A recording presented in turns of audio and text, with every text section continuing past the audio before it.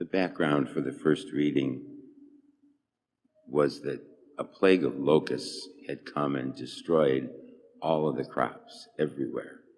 And literally, people did not know where their next meal was coming from. And they were so consumed with the fact of starvation. And the prophet uses it as an example to teach a lesson. He sees the plague of locusts as a punishment from God for sin, and he also sees it as a call to put everything in perspective.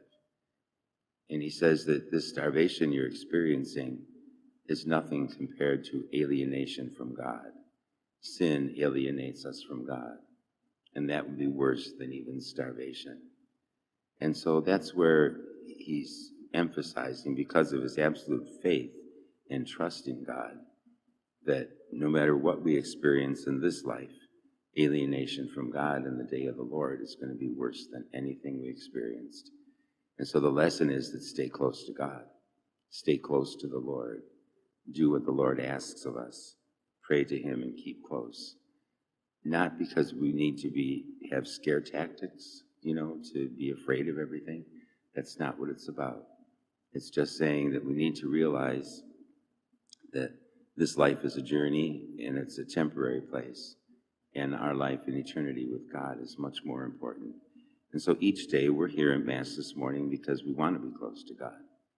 We're here at Mass because we want to develop our personal relationship with him and our communal relationship.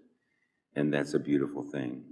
And so we thank God for allowing us to be here today, and ask him that by giving us his grace and a deeper awareness of his presence within us and among us, that we will continue to fulfill his will. Today's the 100th anniversary of the miracle of the sun in Fatima. We all remember that, and we know the story so well. But God, even today, and I say today, but it was 100 years ago, but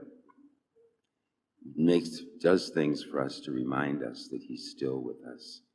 We read about all the prophets and everyone from centuries ago, but a miracle of the sun that has taken place in our time is again a sign of God's love for us. The miracle just said that everybody who doubted that Mary appeared to the children need not doubt that truly she did appear, and that God is with us. And so the miracle of the sun made that so plain to thousands and thousands of people. And I think it's just, again, another sign of God's love and his mercy that he even allows his Blessed Mother to speak to us from time to time in our day, to let us know that she's still close to us, and so is he.